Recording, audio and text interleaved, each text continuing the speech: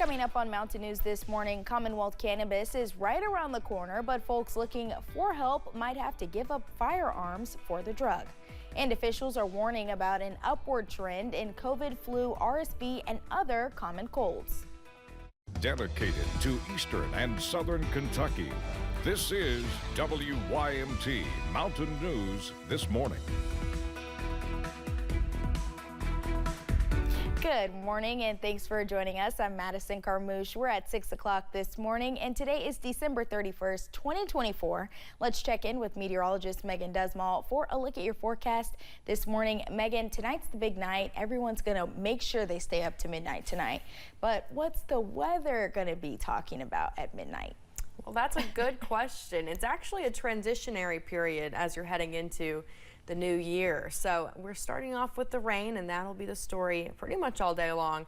But as you're heading into the evening and overnight hours, those temperatures are going to drop, and you'll see us change from rain to snow chances. Now, as of right now, that will not be the story. Those temperatures outside are on the warmer side, especially as you're traveling more towards the west. I mean, you can already see 58 degrees in Monticello, but if you're traveling more towards the east, a little bit cooler, 35 in Grundy. But let's take a look at those forecast highs for today as you're heading into the afternoon.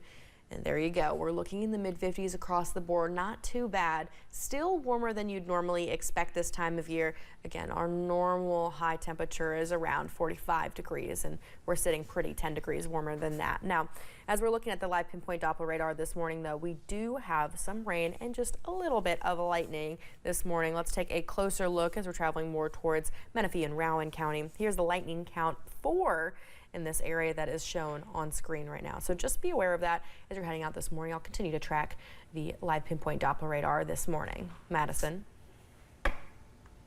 All right, Megan, thank you. Starting tonight at midnight, Kentuckians will have to choose between medical marijuana and firearms. If you choose to participate in the state's medical marijuana program, you will not be allowed to buy or own firearms under federal law. Grayson Passmore spoke to medical cannabis advocates about what you need to know before January 1st. As Kentucky prepares to implement the medical cannabis law, the Federal Bureau of Alcohol, Tobacco, Firearms, and Explosives warns people that if you register for the medical marijuana program, you are legally not allowed to own or buy guns. They definitely need to be aware of the risks. If you lie on the form, it's federal perjury. And if you get caught with it, it could be a time of jail up to 10 years. With Kentucky NORML, Matthew Bratcher says the federal statute has been challenged in different states over the years. Most recently, U.S. district courts in Oklahoma and Texas have both ruled the federal law unconstitutional. But neither case has made it to the Supreme Court. Talk to an attorney that specializes in firearms law that can help lay a path down. There may be an option to transfer to someone else, transfer the ownership of those weapons for a time to someone else to hold them. According to a statement from the ATF, they say any person who uses marijuana, regardless of whether his or her state has passed legislation legalizing it for medical purposes, is an unlawful user of a controlled substance and is prohibited from possessing firearms or ammunition. To continue to push that change, we need to let our federal representatives in Washington know that this is how we feel. Reach out to your state rep. In Lexington, Grayson Passmore, WKYT. Bratcher says store owners could also be charged for knowingly selling firearms to a medical marijuana card holder and user.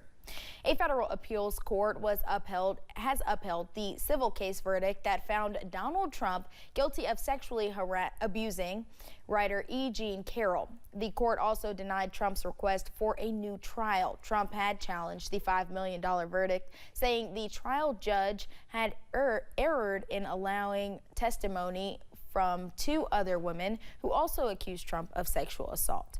The appeals court disagreed, saying they were not persuaded a new trial was warranted.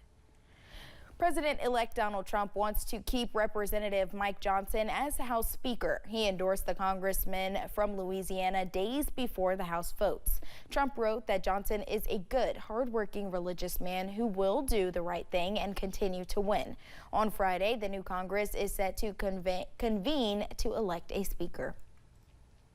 One southeastern Kentucky city has found its next mayor. In a special called city council meeting, Sean Fugate II was sworn in as the next mayor for the city of Pineville. Fugate is succeeding Scott Maiden, who won a special write-in election to become state senator of the 29th district following the death of Senator Johnny Turner. Bird flu is getting a lot of attention right now, with some experts worried it could become a major public health risk. But the usual suspects of cold and flu season are starting to wreak havoc too. Now the CDC warns multiple viruses are surging. Amy Kiley reports the result could be a spike in related hospitalizations. If you start developing any respiratory symptoms, you need to get tested. The CDC is warning of surges in flu, RSV, norovirus, and COVID cases. It's now predicting respiratory virus hospitalizations could be as high as last year, despite a slow start to the cold and flu season.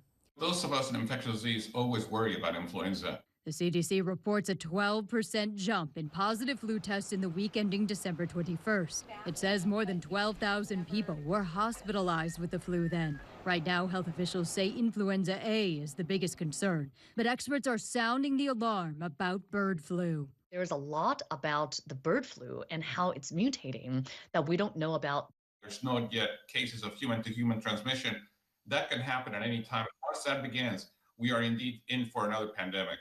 Norovirus is another issue. Many people call it stomach flu, although it's not a type of influenza or even a respiratory illness. The CDC reports an unusual spike in norovirus outbreaks this month. We are also moving into RSV season, respiratory syncytial virus season. Health officials say the number of RSV cases is high and is increasing in most areas of the country. And young children are especially at risk. They say COVID cases are on the rise too. The good news is we have testing for COVID and for RSV and for influenza. I'm Amy Kiley reporting. And ahead of the new year, police are stepping up patrols in an effort to stop people from driving under the influence. The Drive Sober or Get Pulled Over campaign runs through New Year's Day. You can expect to see extra police patrols out on the roads. State transportation officials say last year there were more than 4,000 crashes due to impaired driving and more than 2,000 injuries. New Year's Eve is tonight, which means folks are making plans to celebrate with friends and family. There are sure to be lots of crowds, parties, and excitement for the year ahead, but the festivities come an important reminder to stay safe, especially on the roads. Representative for AAA Lori Weaver Hawkins says they are doubling down on reminding folks to avoid impaired driving by having a plan on how to get home safe before you head out the door. Whether that's a designated driver, lining up a ride share, or being able to stay at the host of the party, stay at their home. Just have that plan in place before you head out while you're thinking clearly. We don't want anybody getting on the road impaired. Hawkins says you should not plan to just walk home either, as walking impaired is also dangerous. She says at the end of the day, the best option is to have a sober driver. Officials in one southern Kentucky city are getting ready for the ball to drop to ring in 2025. Officials with the city of Somerset are hosting their Light Up 2025 bash today. The event will have food trucks, live music, and a dance party, plus so much more. The festival begins at 7 p.m.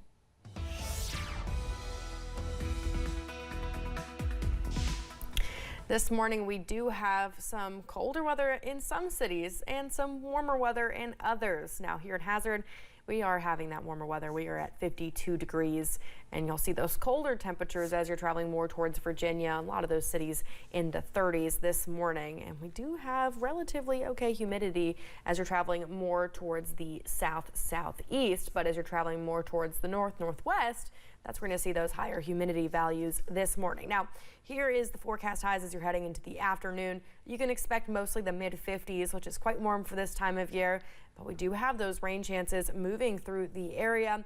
We do have just a little bit of lightning as well, so you could hear that rumble or two this morning. Just be careful as you're heading into any patches of rain on your way out the door. And as you're going throughout your day, here is that planning forecast. Temperatures will be dropping as you're heading into the afternoon, getting to 44 degrees by the time 9 o'clock rolls around. And those rain chances will just be with us all day long and really pick up as you're heading into about the 8 o'clock hour. Madison. All right, Megan, thank you. And thank you for joining us on Mountain News this morning. More news is on the way. Hotel concierges don't just recommend restaurants and give directions. Some of them deal with the most unusual requests, like finding an igloo.